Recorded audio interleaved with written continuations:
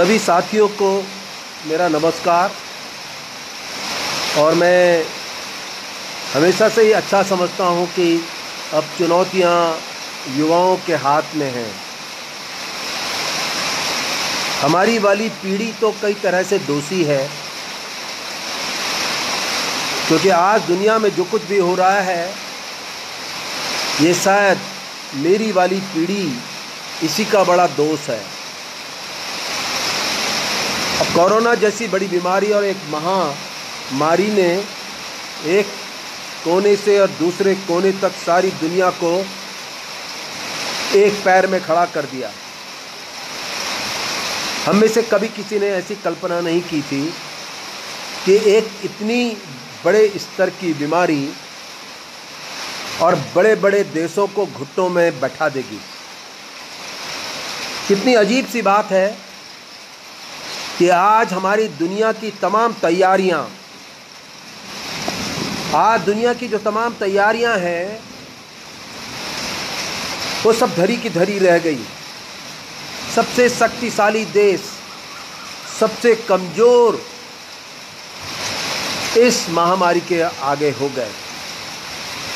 वो देश जो दुनिया के आदर्श बने हुए थे और ये मान के चला जा रहा था कि अगर हमें कोई जीवन बनाना है और हमारी शैली क्या होनी चाहिए, तो हमने इन्हीं बड़े देशों को एक आदर्श रोल मॉडल माना था। अमेरिका,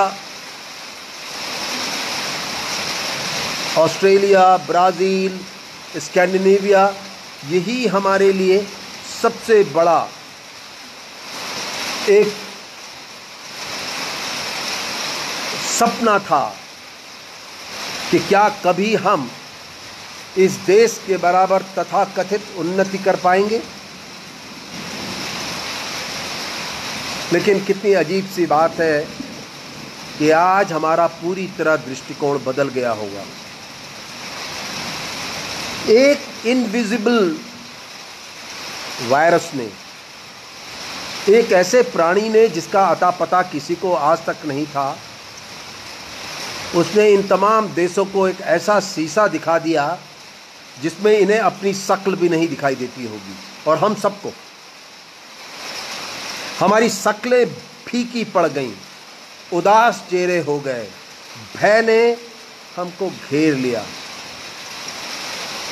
सिर्फ इसलिए कि हम आज तक कभी प्रकृति को नहीं समझे और न समझने की कोशिश की। और इसी रूप में ये सब कुछ हमारे बीच में आ गया। ऐसा क्यों हुआ? ऐसा क्यों हुआ, इसके पीछे बड़ा भारी इतिहास खंगालने की ज़रूरत नहीं है। हम सबको अपने अंदर झांक लेना चाहिए और जिस तरह से प्रकृति के साथ हमने अत्याचार और अन्याय किए, ये उसी का परिणाम है। देखिए ना, एक किनारे से दूसरे कोने तक दुनिया के कौन सा देश है जो अपनी नदियों का दम भर सकता हो। 90% से ज़्यादा लोग दुनिया में प्राणवायु के संकट में घिरे हैं।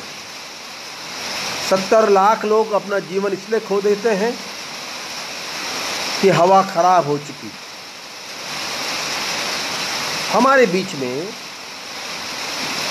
मिट्टी भी गायब हो चुकी। जो भोजन हम आज करते हैं वो नकली मिट्टी में है, और नकली मिट्टी के भोजन खाओगे तो नकली ही मनुष्य भी बनोगे। एक ऐसा मनुष्य जो कमज़ोर है, जो जरा से लालच में अपना धैर्य खो देता है, उसको अगर सुख कहीं दिखाई देता है तो मदमस्ती में दिखाई देता है, सुविधाओं में दिखाई देता है। हमको श्रमहीन बना देती है ऐसी मिट्टी और भोजन।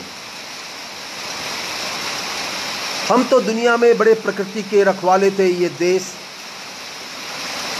जहाँ हमारी संस्कृति का हिस्सा संरक्षण था, जहाँ हमने हमेशा ये मानकर चला था कि हम ही प्रकृति के सबसे बड़े पूजक हैं, और सत्य भी था। और आज भी आप और मैं जब औपचारिकताओं में कोई भी पूजा करते हैं या कोई भी दान करते हैं, विधिवत करते हैं, तो इनमें सबसे पहले इन्हीं को प्रणाम करते हैं। हम पृथ्वी को पूजते हैं, हम जल को प्रणाम करते हैं, संकल्प लेते हैं हाथ में रख के जलों को पूजा के समय, नदियों को माता कहते हैं।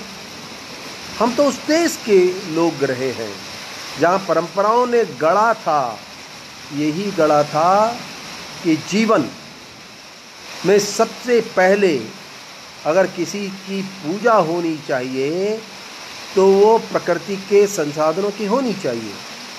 प्रभु को तो इसके बाद याद किया जाता है। आज हम मंदिर, मस्जिद, चर्च और इन पर आधार पे, इन्हीं आधारों पे हमने सब कुछ तय कर रखा है और ये मान के चलते हैं प्रकृति का नमन करोगे तो सब कुछ नहीं मिलने वाला, लेकिन अगर प्रभु का नमन करोगे तो शायद हमें सब कुछ मिल जाएगा। हम इसी उठक पटक छटपटाहट में अपना जीवन हमने लगा दिया कि हम क्या जुटा पाएं, क्या पाएं, और अपने संस्कारों को और अपनी प्रकृति को हमने किनारे कर दिया।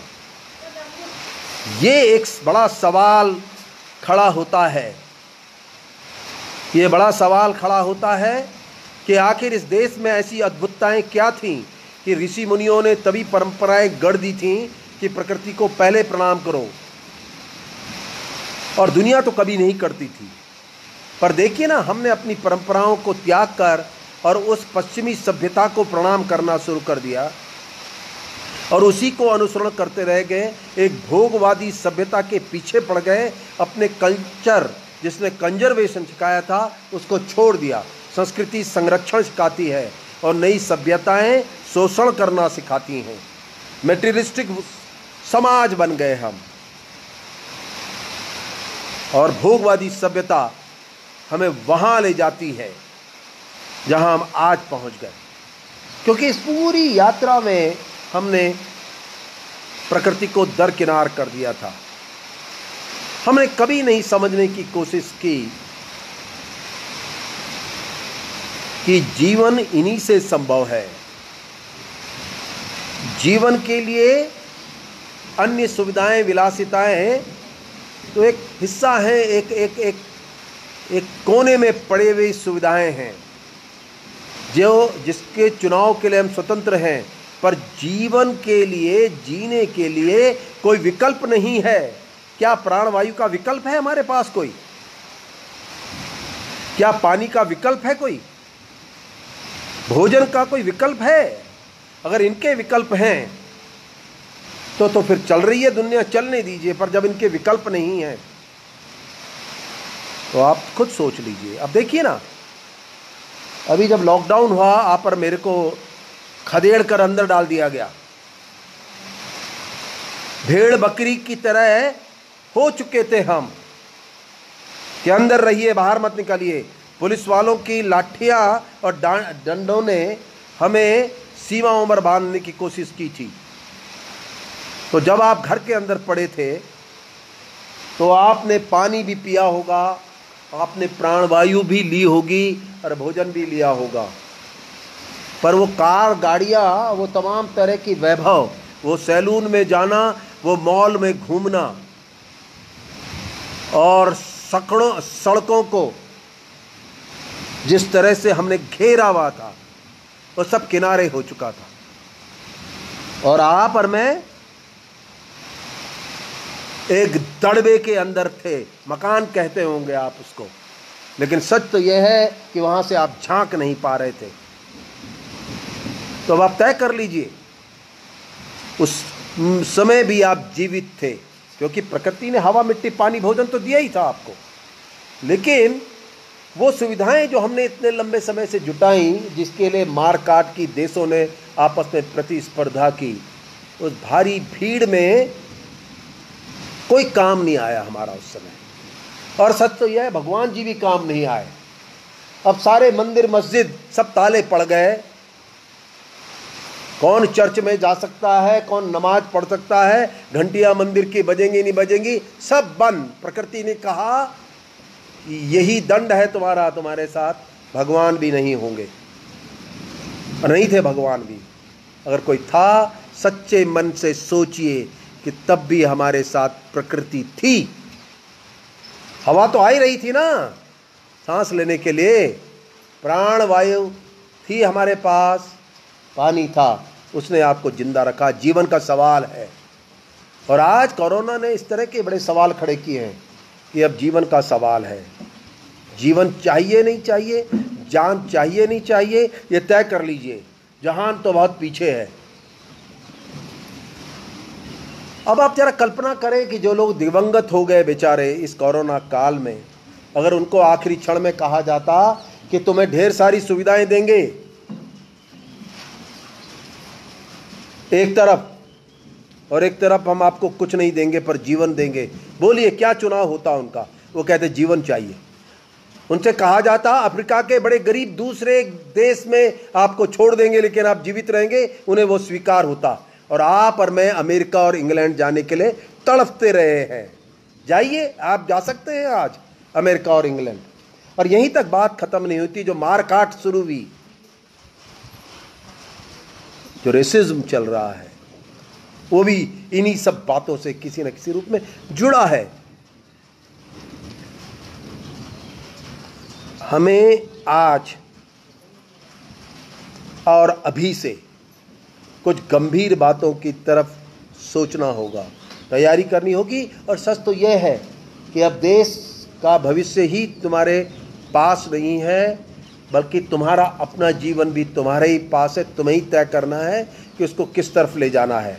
आने वाले समय में ऐसी ही किसी बड़ी कयामत को लाने की ही आपकी कोशिशें होंगी, या आप स्वयं अपनी सीमाएं तय करेंगे, निर्धारित करेंगे। अगर आप ऐसा करना आज से शुरू करेंगे तो निश्चित रूप से प्रकृति ने तो 21 दिन में दिखाई दिया ना कि मैं तुम्हारे पास हूँ, आ सकती हूँ वापस। आपकी नदियाँ, पानी, हवा सब ठीक हुई ना, बताया ना ये 21 दिन में। कितनी अच्छी है ये पृथ्वी माँ और प्रकृति। 21 दिन से ज़्यादा समय नहीं लिया हमको यह बताने के लिए कि मैं तुम्हारे साथ हूँ। तुम ही हो जो मुझे छोड़ रहे हो, तुम ही हो जो मेरा साथ नहीं दे रहे हो। और अगर इस संदेश को आप इस रूप में नहीं समझे तो फिर आप कभी नहीं समझेंगे। और मैंने कहा ये तो हमारी पीढ़ी है जिसके कारण ये सब कमाल हुआ है। अब तुम्हारी पीढ़ी है कि जिसको तय करना है कि कैसे आने वाली दुनिया उनको चाहिए, कैसा भविष्य चाहिए। अगर ऐसे ही आप घुटनों पर गिरने वाला भविष्य चाहिए आपको, तो चलते रहिए जिस तरह से चल रहे हैं। आप विलासिताओं के लिए मरते खपते रहिए। आप तमाम जो डिस्पैरिटीज़ हैं, असमानताएं हैं, उन्हीं को जोड़ते चले जाइए। आप ऐसी शिक्षा का साथ दीजिए जो आपको अंग्रेजीपन सिखाती हो, जो आपको पश्चिम सभ्यता के सुखों की का रास्ता तय करती हो, या एक वो शिक्षा जो संरक्षण सिखाती हो, जो आपको ऐसे सभ्य समाज का हिस्सा बनाती हो जो प्रकृति के साथ होगा, आपके साथ होगा, जो एक जीवन होगा। मैं समझता हूँ कि ये आज जो भी मैंने इसके माध्यम से आपसे बोलने की कोशिश की है, उस संदेश को आगे ले जाइए। और एक बड़ी बात जो मैं आखिरी में आपके साथ कहना चाहता हूँ और शेयर करना चाहता हूँ, वो इस रूप में है कि भाई वो जो कुछ आपके चारों तरफ बड़ा तेज़ी से चल रहा है, जिसको जीडीपी कहते हैं, ये बड़ी भारी बीमारी है। इस बीमारी से तो बुरी तरह सबके सब ग्रसित हो चले। और वो ऐसी बीमारी है कि सब बोलते हैं जीडीपी। एक बार एक स्कूल में मैं था, पढ़ा लिखा अच्छा अंग्रेजी किस्म का स्कूल था। मैंने उसको पूछा वहाँ पे जीडीपी किसे कहते हैं, 99% लोगों को पता ही नहीं था जीडीपी क्या है, लेकिन ये जरूर पता था कि अच्छी जीडीपी का मतलब है बहुत पैसा आना, देश में समृद्धि आना, और क्या क्या नहीं होगा। अमेरिका की बहुत बड़ी जीडीपी थी और चाइना की भी जीडीपी थी, दोनों के दोनों तमाम जमीन पर लेट गए। कोरोना ने एक मार पर सबको लंबा चौड़ा कर दिया और जीडीपी को पता नहीं कहां भेज दिया। सुना कई साल लगेंगे वापस आने में। तो भाई अगर ऐसी जीडीपी चाहिए तो इस जीडीपी को भूलिए और एक नई तैयारी करिए, एक नई तैयारी करिए कि ठीक है भाई जीडीपी चाहिए तो वो भी ले लो, अपनी आर्थिक प्रगति की बात करो, लेकिन एक और सूचक की तैयारी करो, ग्रॉस एनवायरनमेंट प्रोडक्ट, सकल पर्यावरण उत्पाद। बताओ ना कि भाई जहान तो बनेगा जीडीपी से, लेकिन जान बनेगी जीईपी से। मतलब कितनी हवा बेहतर की, कितना पानी जोड़ा हमने नदियों में, कितना कुओं का पानी जो सूख रहा था उसकी वापसी तय की, तालाब कितने लहलहाए, कितने वनों को हमने बेहतर किया, मिट्टी जो जहरीली हो गई उसके लिए क्या काम किया। इन सब को मिलाकर सकल पर्यावरण उत्पाद की कल्पना की गई है, ग्रॉस एनवायरनमेंट प्रोडक्ट की कल्पना की है। अगर आप सच्चे और अच्छे हो दोस्तों, और इस औपचारिकता में आपने मुझे फेसबुक में अपने आगे खड़ा कर रखा है कोई भाषण देने के लिए, तो दोस्तों मैं तो आपकी सच्चाई इस बात पर जानूंगा कि इसके बाद आप कितनी बड़ी बहस शुरू करेंगे सकल पर्यावरण उत्पाद पर, ग्रॉस एनवायरनमेंट प्रोडक्ट पर। वही मेरे लिए और मेरी इस भाषण के लिए, मेरी आपकी प्रति श्रद्धा के लिए, आपकी ओर से ये मेरे कार्य के लिए, मेरी जो भी जीवन की तपस्या किसी भी रूप में, उसके प्रति आपकी श्रद्धांजलि होगी। वरना मैं भी यही मान के चलूँगा कि आप भी उसी कलयुग का हिस्सा हैं जो औपचारिकताओं को निभाते हुए सब कुछ करना चाहता है। किसी दिन विशेष में आप बहुत हल्ला मचाते हैं, चिंता करते हैं और दूसरे दिन भी भूल जाते हैं। ऐसा न करेंगे तो मैं आपका और आने वाली पीढ़ी का साथी रहूँगा, दोस्त रहूँगा और आपके साथ हमेशा जुड़ना चाहूँगा। पर सर सवाल यही होगा कि आप दोस्तों किस तरह से रास्ते तैयार करेंगे जब आप किसी भी माध्यम से मुझे अपने साथ फेसबुक में ला सकते हो। दोस्त सच्चे होंगे तो जीईपी की कहानी में भी जुड़ेंगे और इसको देश दुनिया में एक सूचक तैयार करने के लिए कमर कसेंगे। और सच तो यह है कि आप कल के युवा कमर नहीं कस पाते, क्योंकि जब मोटरसाइकिलों में चलोगे और गाड़ियों में घूमोगे, कभी पहाड़ न चढ़ा होगा, न नदियां पार की होंगी, न जंगल में चले होंगे, तो कमर तो आपकी शायद कहाँ होगी, कमरा ही होगा। तो अगर कमर कसने की अभी भी कुछ गुंजाइश है तो कसो और साथ में जुड़ो। आप सबको प्रणाम और आपको शुभकामनाएं अच्छे भविष्य की, इसी बात के साथ कि आप इस संदेश को आगे ले जाएंगे। आप सबको प्रणाम।